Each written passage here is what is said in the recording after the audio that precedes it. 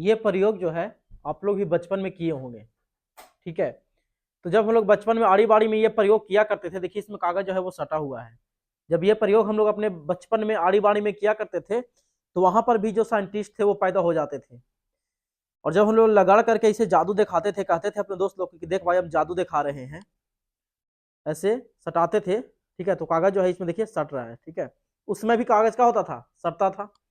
तो उसमें से कोई दोस्त लोग टपक जाता था और इसे नेटवा पूछते हुए कहता था कि तेल लगैले होगा, बलवा में तेल लगा के आया है इसीलिए ये सट जाता है।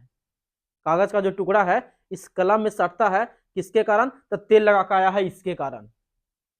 अभी ये प्रयोग जब हम लोग बड़ा होकर के कर रहे हैं तो कोनो तेल वेल है नहीं, यानी घर्षण देते हैं इस पेन को और घर्षण के कारण पता नहीं शायद इस पर एक आकर्षण गुण आता है और ये कागज को क्या कर लेता है?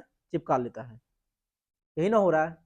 चलिए दोस्तों, आज हम लोग 12th क्लास का फिजिक्स का चैप्टर 1 पढ़ने वाले हैं, जिसका नाम है आपका इलेक्ट्रिक चार्ज एंड फील्ड, विद्युत आवेश और क्षेत्र, ठीक है।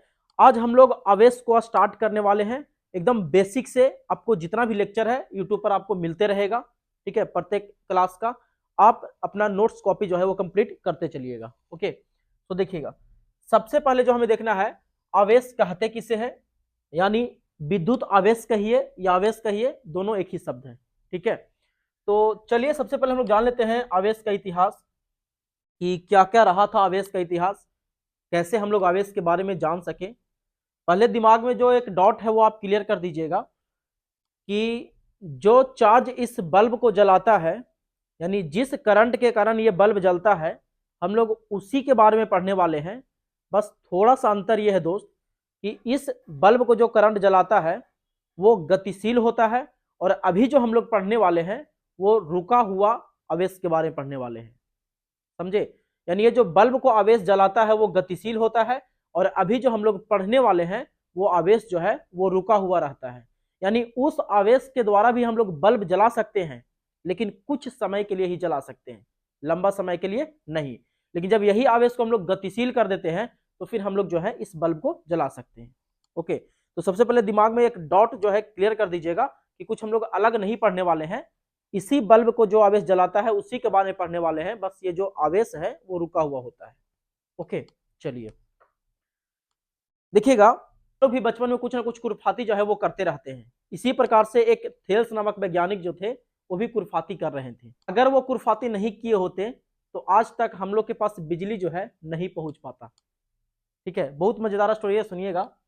करीब आज से 600 बीसी, बीसी समझते हैं मतलब ईसा पूर्व, वैसे छोड़िए ना, हम लोग ईस्वी में समझते हैं, ठीक है। यानी आज से लगभग 2600 वर्ष पहले, कितने वर्ष पहले? 2600 वर्ष पहले जो थे, थेल्स एक प्रयोग किए, और उस प्रयोग में क्या हुआ, जब अंबर को उनके साथ ये रगड़े तो अंबर जो था छोटे एवं हल्के पदार्थ को अपनी ओर आकर्षित करना शुरू कर दिया। देखिए, जब वैज्ञानिक लोग खाली समय में बैठते हैं तो उन लोग कुछ ना कुछ खोज करते हैं, और जब हम लोग खाली समय में बैठते हैं, कब? जब मोबाइल का डेटा खत्म हो जाता है तो हम लोग ऐसे ऐसे करते हैं और देखते हैं निकाल के कैसन है, नहीं है, कितना निकला है, समझे। तो उस पर नहीं जाना है अभी। अंबर जो था घर्षण के बाद छोटे छोटे पदार्थ को अपनी ओर आकर्षित करना जो है वो शुरू कर देता है। अब बात आता है अंबर क्या होता है। तो अंबर एक चिपचिपा पदार्थ होता है जो हल्का पीला रंग का होता है, पेड़ वेड़ से निकलता है, ठीक है। जैसे हम लोग देखिए बबूल के पेड़ को हल्का सा काट दीजिएगा तो उससे लाल नियन कुछ निकलता है, या मुनगा के पेड़ को काट दीजिएगा, देखिए यहाँ पर दिखाया हुआ है, मुनगा के पेड़ को काट दीजिएगा तो ऐसे कुछ निकलता है, हल्का सा गोंद टाइप के, हल्का पीला टाइप के रहता है, उसी को छोड़ दीजिएगा तो ठोस हो जाता है, ठीक है। तो वही है अंबर आपका। अब इसी अंबर को जब ऊन या फर के साथ रगड़े तो देखिए कि अंबर के पास जो है ना एक आकर्षण गुण आ गया, और छोटी छोटी एवं हल्की वस्तुओं को अपनी ओर आकर्षित करना क्या कर दिया, शुरू कर दिया। तो ये तो ठहरे वैज्ञानिक बेचारा, अब इनके दिमाग में कुछ चलने लगा कि ऐसा हो काहे रहा है, समझे। तो फिर यहां से निष्कर्ष निकलता है कि जब हम लोग दो पदार्थ को जब रगड़ते हैं तो उसमें जो है एक आकर्षण गुण आ जाता है, और किसी छोटी छोटी वस्तुओं को अपनी ओर खींचना क्या कर देता है, शुरू कर देता है। और बाद में फिर इसी आकर्षण गुण को हम लोग नाम दिए आवेश। बताया समझ में इतना, ठीक है। तो आवेश जो है दोस्तों एक गुण है, बात समझिएगा। ओके, इसको हम सेव की तरह गिन नहीं सकते हैं, 1 2 3 4 ऐसे नहीं कर सकते हैं। आवेश एक गुण है जिसको हम लोग माप सकते हैं, जैसे लंबाई को मापते हैं, द्रव्यमान को मापते हैं, सेम उसी प्रकार से जो है आवेश एक गुण है, इसको हम लोग माप सकते हैं। ओके, क्लियर हुआ? चलिए आगे बढ़ते हैं। अब देखिएगा, ये प्रयोग जो था वो थेल्स किए थे, तो ये ज्यादा प्रयोग करके बता नहीं पाए और ज्यादा इसके बारे में नहीं बता पाए कुछ। इसके बाद फिर एक गिलबर्ट नामक वैज्ञानिक का एंट्री होता है और वो अन्य पदार्थ को एक दूसरे के साथ रगड़ करके ये बताए कि केवल अंबर और ऊन के साथ ये प्रक्रिया देखने के लिए नहीं मिलता है, और भी किसी पदार्थ को आप रगड़िएगा तो ये आकर्षण गुण जो है वो आपको देखने के लिए मिलेगा। ठीक है, चलिए तो अब देखिएगा आवेश का परिभाषा क्या होता है, नहीं होता, हर एक चीज को हम लोग यहाँ से बारीकी से समझ लेते हैं। ओके, तो पहले तो आप देख लीजिए कि आवेश का जो खोज था वो किए थे 600 बीसी में। ठीक है, और यूनानी थे जिनका नाम था क्या, थेल्स, यानी थेल्स नामक वैज्ञानिक जो थे सबसे पहले आवेश के बारे में बताए थे। यानी रगड़ने के कारण वस्तु में जो आकर्षण गुण आता है उसी आकर्षण गुण को जो है नाम दिया गया बाद में क्या, आवेश। इतना क्लियर हुआ? रगड़ने के कारण जो वस्तु में आकर्षण गुण आता है उसी गुण को जो है बाद में नाम दिया गया आवेश। अब इसका हम लोग दोस्तों परिभाषा देखते हैं, क्या इसका परिभाषा होता है। ओके, तो देखिएगा आवेश हम लोग कहेंगे किसको, तब बोल सकते हैं कि किसी पदार्थ का वैसा मौलिक गुण। ओके, किसी पदार्थ का गुण बोल रहे हैं, ध्यान दीजिएगा बतवा पे। तो आइए एक छोटा सा प्रयोग करके पहले देख लेते हैं हम लोग, उसके बाद फिर इसके परिभाषा पे चलते हैं। तो देखिए मेरे पास जो है ये आपका फर का बना हुआ कपड़ा है, फर कहिए या फिर ऊन कहिए। ठीक है, जब इसको हम प्लास्टिक के पाइप के साथ रगड़ते हैं रगड़ते हैं रगड़ते हैं रगड़ते हैं रगड़ते हैं रगड़ते हैं रगड़ते रगड़ते हो जाता है। ठीक है, जब इसको हम रगड़ते हैं तो रगड़ने के कारण जो है इस पर एक आकर्षण गुण आ जाएगा, पाइप पर क्या आ गया होगा, आकर्षण गुण, और ये केन को जो है अपनी ओर आकर्षित करना क्या कर दिया, शुरू कर दिया। ठीक है, देखिए कितना पावरफुल है। ओके, एकदम दूर रखेंगे, काशी करने लगा, खींचने लगा, बाय बाय, खींचो, ब्रेक लग जाएगा। ठीक है, बहुत डस्ट है इस पे। ठीक है, उसको हटा दिए हैं आप, तो अब रगड़ते हैं रगड़ते हैं रगड़ते हैं रगड़ते हैं रगड़ते हैं, देखिए खींचेगा, खींच रहा है ना, देखिए किस तरह से खींच रहा है ये, मतलब क्या कर रहा है इसको, यो अपनी ओर क्या कर रहा है, आकर्षित कर रहा है ये। ठीक है, अपनी ओर इसको क्या किया, आकर्षित किया, तो गुण जो है ये पाइप पर आया है। क्या हुआ है, गुण जो है ये पाइप पर आया, और ये जो गुण है वो आकर्षण है, तो इसी आकर्षण गुण को हम लोग कह रहे हैं आवेश। तो मतलब यहां से क्लियर करिएगा, आवेश एक आकर्षण गुण है जो रगड़ने के कारण पाइप पर आया है।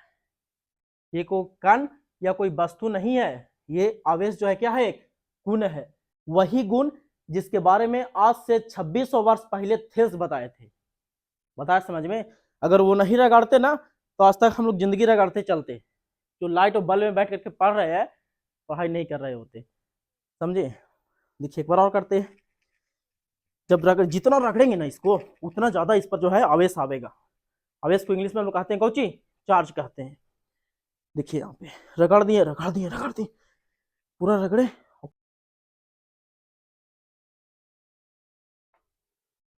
देख रहे हैं भाई साहब कितना ज्यादा आवेश आ गया है। देखिए आवेश का परिभाषा कहता है किसी पदार्थ का, किसी पदार्थ का वैसा मौलिक गुण, वैसा मौलिक गुण। अगर मौलिक आपको ना बोलने आएगा ना तो डायरेक्ट गुण बोल दीजिएगा खाली। ठीक है, किसी पदार्थ का वैसा मौलिक गुण जो किसी दूसरे पदार्थ को या दूसरे वस्तु को आकर्षित या प्रतिकर्षित, आकर्षित या प्रतिकर्षित करता है तो उसे आवेश या विद्युत आवेश कहते हैं, तो उसे आवेश कहते हैं। देखिए परिभाषा दोस्त एकदम हल्का है। ठीक है, एक बार समझिएगा, दिल दिमाग में बैठ जाएगा, रटना नहीं है। ठीक है, जो भी मैं यहाँ पे आपको परिभाषा दूंगा एकदम सरल शब्द में रहेगा, आपके भाषा में रहेगा। ठीक है, बोले क्या कि किसी पदार्थ का वैसा मौलिक गुण जो किसी वस्तु, बोले क्या कि किसी पदार्थ का वैसा मौलिक गुण जो किसी दूसरे वस्तु को आकर्षित या प्रतिकर्षित करता है तो उसे हम लोग आवेश कहते हैं। यानी यहां से क्लियर हो जाना चाहिए कि आवेश एक गुण है, कोई कण वन ये नहीं है, कोई कण नहीं है, ये आवेश जो है एक गुण है। ओके, मतलब कि जब हम रगड़ते हैं तो रगड़ने के कारण इसमें एक गुण आ जाता है और ये गुण जो है छोटी एवं हल्की वस्तुओं को अपनी ओर आकर्षित करना का कर देता है, शुरू कर देता है। तो उस गुण को ही जो है हम लोग आवेश नाम दिए हैं। बात इतना क्लियर हुआ? यानी परिभाषा क्या देखें हम लोग आवेश का, कि किसी पदार्थ का वैसा मौलिक गुण जो किसी दूसरे वस्तु को आकर्षित या प्रतिकर्षित करता है तो उसे हम लोग आवेश कहते हैं। अब जब ये गुण है तो इसको हम लोग माप भी सकते हैं, ठीक है। तो मापेंगे किसमें, इसका एसआई मात्रा क्या होता है, ये राशि कौन सा है, अदिश है, सदिश है, इसका एसआई मात्रा क्या होता है, विमीय सूत्र क्या होता है, सब चीज को हम लोग यहाँ पे बारी बारी से देखने वाले हैं, ठीक है। थोड़ा सा धीरज रखिएगा। अब आपके मन में एक और विचार आएगा कि ये आवेश का कोई और परिभाषा होता है क्या? तो हाँ दोस्तों, एक और परिभाषा होता है, देखिएगा। आप बोल सकते हैं कि विद्युत धारा का जो फॉर्मूला है वो होता है आवेश बटा समय। तो यहां से यहां अगर हम तिरछा तिरछी खींच देते हैं तो आपको हो जाएगा आवेश बराबर विद्युत धारा गुना समय। ये तो बोल ही सकते हैं आप, ठीक है। चलिए, अच्छा, यहाँ पर आप हम लोग विद्युत धारा किसको कहते हैं? तार में जब आवेश बहता है तो उसी प्रवाह को हम लोग विद्युत धारा कहते हैं। तो इकाई समय में जितना आवेश बहता है उसी आवेश को हम लोग कह देते हैं विद्युत धारा, ठीक है। इतना क्लियर हुआ? अब देखिए, आवेश का परिभाषा यहां से बना सकते हैं कि फलानवा तथा चिलानवा के गुणनफल को ठिकानवा कहते हैं। गुणनफल वाला भी एक परिभाषा आप आसानी से बना सकते हैं। मतलब क्या कि विद्युत धारा तथा समय के गुणनफल को हम लोग क्या कह देंगे? आवेश कह देंगे। विद्युत धारा तथा समय के गुणनफल को आवेश कह देंगे। अगर यह परिभाषा आपको याद रहेगा तो इससे आप एसआई मात्रक विमीय सूत्र जो है आसानी से आप दे सकते हैं, ठीक है। तो यह परिभाषा जो है आपको समझने में काम आएगा कि आवेश कहते किसको है। और अगर आपको एसआई मात्रक फॉर्मूला वगैरह सब देना है तो आप इस फॉर्मूला को लेकर के आप इससे जो है परिभाषा बना सकते हैं। यानी सेकंड वाला परिभाषा जो है फॉर्मूला के लिए आपका इंपॉर्टेंट रहेगा। तो यहाँ में करके एक और परिभाषा यहाँ पर लिख देते हैं कि विद्युत धारा, कौन सा धारा?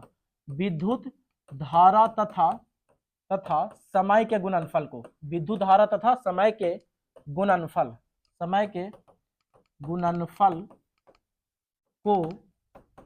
को आवेश कहते हैं या विद्युत आवेश कहते हैं, आवेश कहते हैं। इसे जो है हम लोग Q से सूचित करते हैं, ठीक है। आवेश को हम लोग इसे छोटी q या बड़की q द्वारा सूचित करते हैं, सूचित करते हैं। सुनिएगा, आवेश को हम लोग छोटी q या फिर बड़ी q द्वारा क्या करते हैं? सूचित करते हैं। अभी हम लोग देखें कि आवेश का फॉर्मूला क्या होता है। तो आवेश का जो फॉर्मूला होता है, आवेश बराबर वो आपका हो जाता है विद्युत धारा गुना समय, विद्युत धारा गुना समय। यानी आवेश को Q से, विद्युत धारा को I से सूचित करते हैं और समय को T से। तो आपका फॉर्मूला बन गया दोस्तों Q बराबर I गुना T, Q बराबर I गुना T। समझ में आया? अब यहां से चलते हैं इसका एसआई मात्रा क्या होता है, इसका विमीय सूत्र क्या होता है, और ये राशि कौन सा है, अदिश है या सदिश है, ये सब चीज को हम लोग समझने चलते हैं, ठीक है। क्लियर हुआ ना? दो परिभाषा बोले। पहला बोले क्या परिभाषा हम लोग? तो पहला बोले कि किसी पदार्थ का वैसा मौलिक गुण, परिभाषा पे ध्यान दीजिएगा, ठीक है। किसी पदार्थ का वैसा मौलिक गुण जो किसी दूसरे वस्तु को आकर्षित या प्रतिकर्षित करता है, किसी दूसरे वस्तु को आकर्षित या प्रतिकर्षित करता है तो उसे हम लोग क्या कहते हैं? आवेश कहते हैं। यह परिभाषा समझने के लिए हो गया, आप बोर्ड में लिख भी सकते हैं, ठीक है, पेपर में। और यह परिभाषा जो है वो आपको बताएगा इसका एसआई मात्रक, विमीय सूत्र, फॉर्मूला, ये सब जो है ये परिभाषा आपको बताएगा। यानी ये परिभाषा कहता है विद्युत धारा तथा समय के गुणनफल को आवेश कहते हैं। इसे हम लोग छोटी q या बड़ी q द्वारा सूचित करते हैं। तो आवेश का फॉर्मूला बन गया आवेश बराबर विद्युत धारा गुना समय। तो q बराबर हो गया आपका I गुना T। अब आवेश कहिए या विद्युत आवेश कहिए, दोनों एक ही है, ठीक है। तो चलिए हम लोग आगे बढ़ते हैं। बीच बीच में आपका कुछ एक्सपेरिमेंट भी जो है वो आते रहेगा, आप वो चीज पर फोकस करिएगा, ज्यादा समझ में आएगा, ठीक है। अब देखिएगा आवेश का एसआई मात्रक, विमीय सूत्र, सब क्या होता है। यहां पर देखिए आवेश का मात्रक, एसआई मात्रक में अगर हम देखते हैं तो आवेश को हम लोग कूलाम में मापते हैं या फिर एम्पियर सेकेंड। आप यहां पर ऐसे समझिए कि विद्युत धारा का जो ऐसा मात्रक होता है वो आपका होता है एम्पियर, और समय का होता है वो आपका सेकेंड। समय का क्या होता है? सेकेंड। तो इसका एक मात्रक हमारा एम्पियर सेकेंड मिल गया। अब इसी एम्पियर सेकेंड को हम लोग बोलते हैं कूलाम। आप ऐसा समझ के चलो, ठीक है, जिसको हम लोग सी से लिखते हैं। तो इसका दो मात्रक एसआई में हो गया, ठीक है, पहला हो गया आपका कूलाम और दूसरा हो गया आपका एम्पियर सेकेंड। ओके, अब देखिए कूलाम नामक एक वैज्ञानिक जो थे वो आवेश पर बहुत काम किए हैं, बहुत अच्छा अच्छा हमें रिजल्ट दिए हैं। दो आवेशों के बीच में कितना आकर्षण बल लगेगा, कितना प्रतिकर्षण बल लगेगा, ये जो फॉर्मूला है वो कूलाम नामक वैज्ञानिक ही दिए हैं। तो उन्हीं के नाम पर जो है ये आवेश का ऐसे मात्रक रख देवल गया है, ठीक है। तो देखिए अगर हम यहाँ पर बोलते हैं कि आवेश का ऐसा मात्रा क्या होता है, तो कूलाम होता है और एम्पियर सेकेंड होता है। मतलब कि आवेश को हम लोग मापते किस में है, तो कूलाम में मापते हैं और आपका एम्पियर सेकेंड में मापते हैं। अब यहाँ पर ध्यान दीजिएगा, अगर मान लेते हैं कि हम ये पाइप को इस तौलिया में रगड़ते हैं, ठीक है, तो अगर तनी सा एकदम रगड़े, एकदम तनी सा, और पूछे कि इस पर कितना आवेश आया, तो अब उसको हम कूलाम में या एम्पियर सेकेंड में नहीं मापेंगे, अब उसको हम छोटी मात्रा में मापेंगे। जैसे अगर आपको पानी पीना है तो लीटर में मापिएगा, लेकिन वही पानी सिरिंज के माध्यम से अगर आपके बॉडी में चढ़ाना रहेगा तो किस में मापिएगा? लीटर में मापिएगा या मिलीलीटर में मापिएगा, एमएल में मापिएगा ना। यानी छोटे पैमाना पे हम लोग मापना शुरू कर देते हैं हिसाब से, ठीक है। तो इसी प्रकार से यहाँ पर जब बहुत ज्यादा आवेश आ जाएगा, ठीक है, बहुत ज्यादा आवेश आ जाएगा, बहुत ज्यादा, हम रगड़ते रहे रगड़ते रहे रगड़ते रहे रगड़ते रहे एकदम पूरा रगड़े, ठीक है, जी जान लगा के एकदम पूरा, इस पर बड्डी मनी आवेश आ जाएगा। अब जब बड्डी मनी आवेश आ जाएगा तो उसको हम लोग फराडे में या फिर इलेक्ट्रोमैग्नेटिक यूनिट में माप देंगे, यानी ईएमयू में माप देंगे या फिर फराडे में माप देंगे। और अगर एकदम तनी सा रगड़े एक ही बार, ठीक है, और जब एक ही बार रगड़ेंगे तो उसको हम लोग चाहे तो स्टेट कूलाम में माप देंगे या ईएसयू में, जिसका फुल फॉर्म इलेक्ट्रोस्टैटिक यूनिट होता है, या फिर उसको हम लोग फ्रैंक। चलिए तो क्लियर हुआ ना कि आवेश का जो ऐसा मात्रा का टोटल क्या होता है, 7 गो होता है। एक आपका कूलाम हो जाएगा, एक आपका एम्पियर सेकेंड हो जाएगा, एक आपका स्टेट कूलाम हो जाएगा, फिर आपका ईएसयू हो जाएगा, एक आपका फ्रैंकलिन हो जाएगा, फिर इलेक्ट्रोमैग्नेटिक यूनिट जिसको हम लोग शॉर्ट में ईएमयू कहते हैं, एक आपका फ्राडे हो जाएगा। तो टोटल आवेश का क्या मात्रा हो गया? 7 गो हो गया। पहले तीनों छोड़कर याद रखिए, ठीक है, तीनों छोड़कर कौन? तो स्टेट कूलाम, ईएसयू और आपका फ्रैंकलिन, ये 3 गो मात्रक हो गया। देखिए फ्रैंकलिन भी यहाँ पर आपका वैज्ञानिक का ही नाम है, जो अभी आगे चल कर हम लोग समझेंगे कि क्या वो किए थे। यहाँ पे वो भी कुछ कांड करके गए हैं, ठीक है, क्या कांड किए हैं उनके बारे में भी हम लोग समझेंगे अभी। 3 गो छोड़कर मात्रक हो गया, पहला कौन हो गया? स्टेट कूलाम, ईएसयू और आपका तीसरा हो गया फ्रैंकलिन, ठीक है। और फिर बीच वाला कौन कौन हो गया? कूलाम हो गया, एम्पियर सेकेंड हो गया, फिर इसके आगे 2 गो बड़का कौन हो गया? एक आपका ईएमयू हो गया, एक आपका फ्राडे हो गया, ठीक है। अब इन सब में हम लोग संबंध देख लेते हैं कि एक कूलाम बराबर कितना स्टेट कूलाम होता है, या फिर एक फ्राडे में जो है वो कितना कूलाम होता है। चलिए देखिएगा, यहाँ पे बतावल गया है कि रिलेशन में जब हम लोग जाते हैं तो पता चलता है कि फ्रैंकलिन, ईएसयू और आपका स्टेट कूलाम, ये तीनों जो है बराबर होता है। ओके, कहीं पर अगर आपको स्टेट कूलाम बोलना है तो वहां पर आप फ्रैंकलिन भी बोल सकते हैं या फिर ईएसयू भी बोल सकते हैं, कोई दिक्कत नहीं है। एसआई और सीजीएस में जब हम लोग संबंध देखने जाते हैं तो यहाँ पर देखिए एक कूलाम जो है वो इतना स्टेट कूलाम के बराबर होता है। मतलब कि 3 पर का जीरो, 1 2 3 4 5 6 7 8 9 जीरो रहेगा, इतना स्टेट कूलाम या इतना फ्रैंकलिन मिलेगा, तब वो जो है हमको एक कूलाम के बराबर रिजल्ट देगा। सोच के देखिए, मतलब कि एक कूलाम में इतना मनी जो है वो स्टेट कूलाम होता है। अब स्टेट कूलाम कहिए या फ्रैंकलिन कहिए, ईएसयू कहिए, कि तीनों का उच्च है, बराबर है। ओके, क्लियर हुआ दोस्त? चलिए आगे बढ़ते हैं। अब देखिए एक ईएमयू में कितना कूलाम होता है? तो एक ईएमयू में आपका 10 कूलाम होता है। मतलब कि अगर हम 10 कूलाम रखेंगे तब जाकर के आपका एक ईएमयू के बराबर होता है। अगर एक फराडे में देखें कि एक फराडे में कितना कूलाम होता है, तो 96,500 कूलाम होता है। ये भी याद रखिएगा, ये भी आपका इंपॉर्टेंट है, ठीक है, कि एक फराडे में कितना कूलाम होता है, तो 96,500 कूलाम आपका होता है एक फराडे में। अब थोड़ा सा यहाँ पे ऐसे सोचिएगा कि ये अगर बोल दिया कि एक कूलाम में कितना स्टेट कूलाम होता है, तब तो आप आसानी से बता दीजिएगा। लेकिन अगर ये पूछ दिया कि एक स्टेट कूलाम में कितना कूलाम होता है, तब आप कुछ बताइएगा। तो समझिए, इधर हम लोग जान रहे हैं कि 3 गुना 10 के पावर 9 स्टेट कूलाम बराबर होता है कितना? 1 कूलाम। तब यहां से हमको निकालना है एक स्टेट कूलाम, तो स्टेट कूलाम को अपने पास रख दीजिए, अकेले छूछे, बाकी जो भी गुना में से इधर भागा भेज दीजिए। तो हो गया 1/3 गुना 10 के पावर 9 कूलाम। अब यहाँ से स्टेट कूलाम निकालते हैं, तो 1/3 और ये नीचे से कहा जाएगा ऊपर, तो हो गया 10 के पावर -9 कूलाम। यानी एक स्टेट कूलाम में जो है वो हमारा हो गया कितना? तो 1/3 गुना 10 के पावर -9 कूलाम। ये भी जो है ऑब्जेक्टिव में आपका पूछ सकता है। अगर ज्यादा कहता है तो आप 1 से इसमें भागा दे दीजिए। अगर और ज्यादा एक्सप्लेन आप इसको करना चाहते हैं तो 1 से भागा दे दीजिए, तो भागा दीजिएगा तो देखिए कैसे आएगा। ठीक है, थोड़ा इसको छोटा करते हैं। अब देखिए जब इसको भागा दीजिएगा और आगे इसका प्रोसेस करिएगा तो भागा दीजिएगा तो आपको कितना आ जाएगा 0.3 आएगा गुना 10 के पावर माइनस 9। और जब इसको आप यहाँ से हटाइएगा एक जीरो और इसको दीजिएगा तो कितना हो जाएगा 3 गुना 10 के पावर माइनस 10 कूलम। ये भी पूछ सकता है कभी कभी, ऐसा रूप ना दे करके रूपवे क्या कर देगा, चेंज कर देगा। अच्छा दोस्तों, एक और यहाँ पे संबंध आपका पूछ सकता है कि एक ईएमयू में, ठीक है, एक ईएमयू में कूलम ना पूछ करके स्टेट कूलम पूछ देगा कि एक ईएमयू में कितना स्टेट कूलम होता है। तो आप ऐसे कह दीजिए 10 कूलम है 10 कूलम, और कूलम को हम लिख सकते हैं कितना, तो 3 गुना 10 के पावर 9 स्टेट कूलम। यहाँ पर रख दीजिए 10 गुना कूलम को हटा के 3 गुना 10 के पावर 9 स्टेट कूलम बोल सकते हैं। ठीक है, तो ये हमारा हो गया कितना 3 गुना, अब गुना करिएगा तो 10 के पावर 9 था वो कैसे बदल जाएगा 10 के पावर 10 हो जाएगा स्टेट कूलम। यही आपका क्या हो गया, सॉल्यूशन हो गया। बताया समझ में। तो ये जो इंपॉर्टेंट रिजल्ट है अब इसका स्क्रीनशॉट ले लीजिए, बहुत इंपॉर्टेंट है ये। ठीक है, अगर पूछ देगा वो कि एक कूलम में कितना स्टेट कूलम होता है तो बोलेंगे 3 गुना 10 के पावर 9 स्टेट कूलम होता है। अगर ये पूछ देगा एक ईएमयू में कितना कूलम होता है तो बोलेंगे 10 कूलम होता है। अगर ये पूछ देगा एक फ्राइडे में कितना कूलम होता है तो बोलेंगे 96,500 कूलम होता है। अगर ये पूछ देगा एक ईएमयू में कितना आपका स्टेट कूलम होता है तो बोलेंगे 3 गुना 10 के पावर 10 स्टेट कूलम, या फिर फ्रैंकलिन, या फिर आपका ईएसयू बोल सकते हैं, तीनों कोई दिक्कत नहीं है। अगर पूछ जाएगा कि एक स्टेट कूलम में कितना कूलम होता है तो उसके रिजल्ट आप ये दे सकते हैं। ठीक है, तो ये हमारा रहा आवेश के बारे में। अब देखिएगा हम लोग आवेश के प्रकार भी पढ़ने वाले हैं आगे। ठीक है, तो ये आपका पहला लेक्चर था। अब इस लेक्चर के बाद जो आने वाला वीडियो रहेगा वो आपका दूसरा लेक्चर रहेगा। ओके, अब देखिए ये जो चीजें हम लोग पढ़ रहे हैं वो कहाँ पढ़ रहे हैं, तो स्थिर वैद्युतिकी में पढ़ रहे हैं।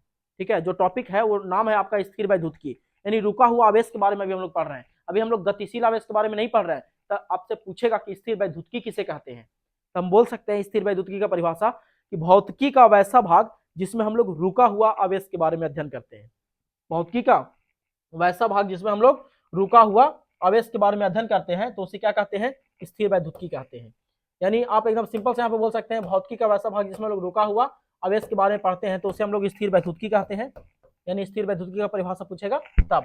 ठीक है, ये वाला का कि स्थिर वैद्युतिकी किसे कहते हैं, तो कहेंगे भौतिकी का वैसा भाग जिसमें हम लोग रुका हुआ आवेश के बारे में अध्ययन करते हैं उसे स्थिर वैद्युतिकी कहते हैं। स्थिर वैद्युतिकी का देखेंगे दोस्तों, यहाँ पे हम लोग 5 गो उपयोग देखेगा कि एग्जाम में पूछते रहता है क्वेश्चन कि स्थिर वैद्युतिकी के उपयोग को लिखे। तो देखिए सुनिएगा, स्थिर वैद्युतिकी का उपयोग कहाँ कहाँ करते हैं। फोटोकॉपी मशीन देखे है ना, वो आपका रुका हुआ आवेश पर ही आधारित होता है। अब पंखा में जो कंडेंसर लगाते हैं वो भी आपका रुका हुआ आवेश पर ही आधारित होता है। एक वांडीग्राफ जनरेटर होता है, वो बहुत ज्यादा वोल्टेज जो है जमा करके रख पाता है, तो वो भी जो है आपका स्थिर वैद्युतिकी के सिद्धांत पर ही कार्य करता है। फिर आपका है आवेश के पथ को हम लोग मोड़ सकते हैं और आवेश को त्वरित कर सकते हैं। त्वरित का मतलब हम तेजी तेजी उसको भगा सकते हैं आवेश को। ठीक है, तो टोटल जो है उपयोग इसका क्या हो गया 5 गो। पहले स्थिर वैद्युतिकी कहते किसको है, तो भौतिकी का वैसा भाग जिसमें हम लोग रुका हुआ आवेश के बारे में अध्ययन करते हैं उसे क्या कहते हैं, स्थिर वैद्युतिकी कहते हैं। इसका उपयोग क्या देखें तो 5 गो। पहला फोटोकॉपी मशीन स्थिर वैद्युतिकी के सिद्धांत पर कार्य करता है। दूसरा कंडेंसर जिसको हम लोग हिंदी में संधारित्र कहते हैं, तो संधारित्र स्थिर वैद्युतिकी के सिद्धांत पर कार्य करता है। फिर आपका तीसरा तो वांडीग्राफ जनरेटर आपका स्थिर वैद्युतिकी के सिद्धांत पर कार्य करता है। फिर आपका चौथा क्या हो जाएगा, चौथा हो जाएगा कि स्थिर वैद्युतिकी का उपयोग करके हम लोग आवेश के पथ को बदल सकते हैं। ठीक है, फिर आपका हो गया स्थिर वैद्युतिकी का उपयोग करके हम लोग आवेश को त्वरित कर सकते हैं। ठीक है, इतना सारा जो है वो आपका उपयोग यहाँ पर रहेगा। बात समझ में आया। अब ये आपका फर्स्ट लेक्चर था, इसके बाद आपका सेकंड लेक्चर आएगा। तो अच्छा लगा होगा तो चैनल को सब्सक्राइब कर लीजिएगा और दोस्तों तक शेयर कर दीजिएगा, क्योंकि जो भी चीज यहाँ पे हम लोग पढ़ेंगे दोस्तों सब आपका फुल्ली एक्सपेरिमेंटल रहेगा। ठीक है, यहाँ पर हम एक्सपेरिमेंट चीजों को कर करके आपको पढ़ाने वाले हैं। पूरा फिजिक्स जो यहाँ पे देंगे आपको, हम पूरा एक्सपेरिमेंट कर करके आपको देंगे।